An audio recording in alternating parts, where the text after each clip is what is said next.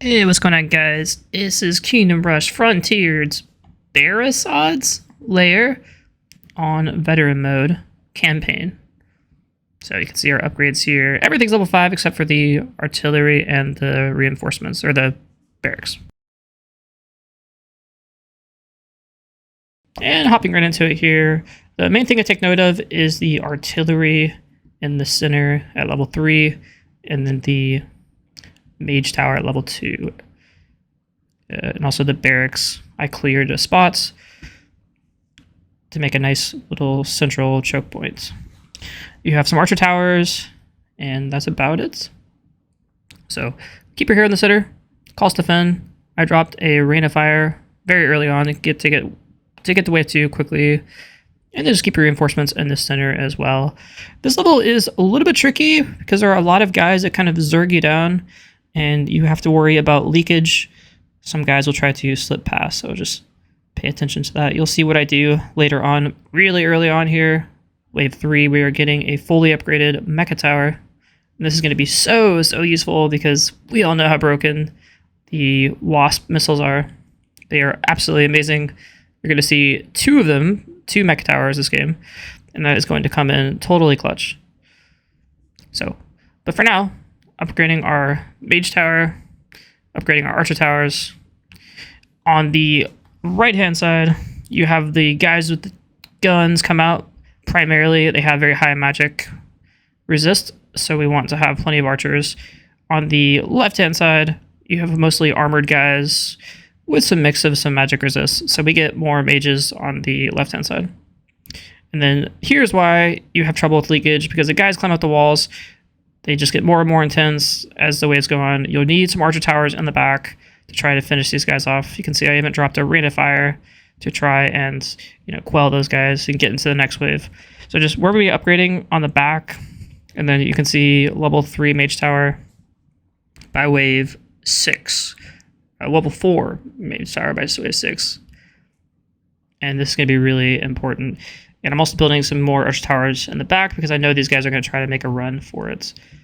So wave 6, though, after the initial, you get a bunch of flying things, very easy.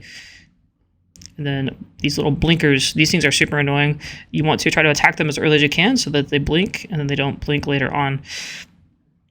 They will definitely cause you problems. It's here you can see the Wasp missiles at wave 7. That is a very good sort of goal to have in this level. It's try to get your Wasp missiles by wave 7.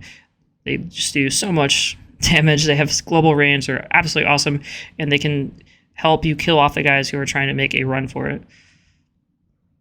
So just keep going. More archer towers now, and a level 3 mage tower on the top left. That's going to be very useful, doing damage to the more armored guys that come out. And then the mage tower in the center has the critical mass orbs on it. It's going to do a lot of damage as well. I would keep your hero just kind of chilling out in the center. You can move him around a little bit, like when the guys climb up the bottom, you can rotate him down, but try to keep him in the middle. And I would not rush the barrack upgrades. You can see, I think it's only level 2, and it's already wave 9, so just upgrade it as needed, but prioritize on damage. Particularly here, going into wave 9, we have another artillery at level 3. I cleared a spot for it there, and it is going to be fully upgraded pretty soon. That, along with the other mecha, is going to do so much damage and help us on these later stages. So, as you need, you can upgrade your archer towers. You can see most of them are level 3. We've got 2 level 4 towers. I don't really recommend doing the totems here. You might be able to do 1, but the silencing effect is not really going to be needed that much. It's just the damage upgrade would be nice, or the weak damage multiplier would be nice, but the totems themselves, they generally do less damage. You want the DPS for the other archer towers. So you can see we're getting the barrage. It's super helpful especially against all the little lizard guys that try to run for it, and also against the guys with the guns because they have very high magic resist but poor resistance to physical damage.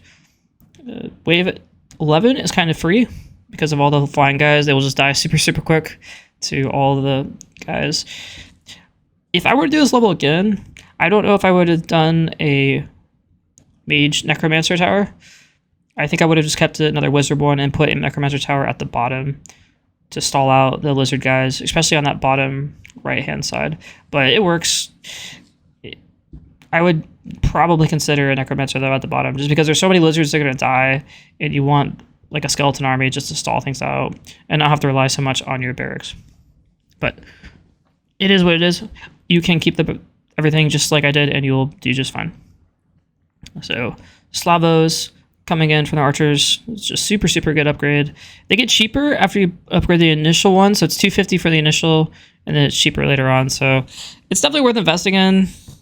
It's just kind of expensive, especially on this level. If you just want those little guys, as you can see how many are just running for the exit, you want to make sure you kill them off. And it's just very close there to almost losing the game, or almost letting one guy get past, which would ruin our perfect 20 life.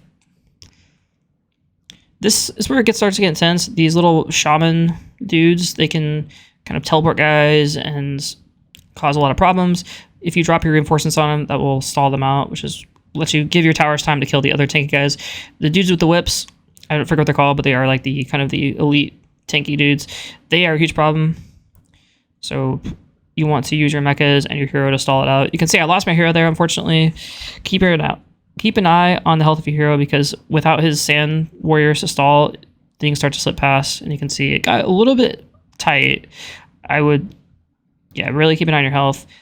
A good rain of fire, though, in the center cleared out a lot of stuff. So that's kind of the idea with the mechs. Use the oil spills and slow everything down, then drop your rate of fire, and everything stands in the scorched earth for a while.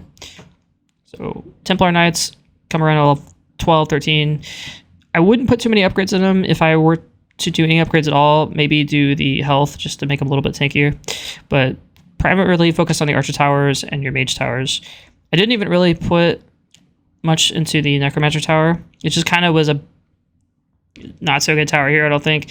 It's not a bad necessary, but I would probably just want more wizard stalling. You get the tornadoes and the critical mass. They just do good by themselves. You don't necessarily need a lot of towers to support them.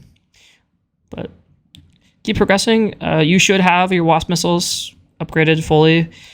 One thing about this level is that dragon will fly around and disable your towers. So having mechas is awesome because they can't be disabled.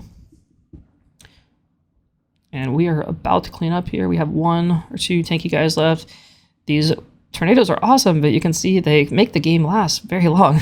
This guy is being teleported his way back, and he's about to die, though. You can see the wizards will just absolutely crush him. And there's 1 guy left. Gonna stall out the game even longer. I think he gets teleported back. Yeah.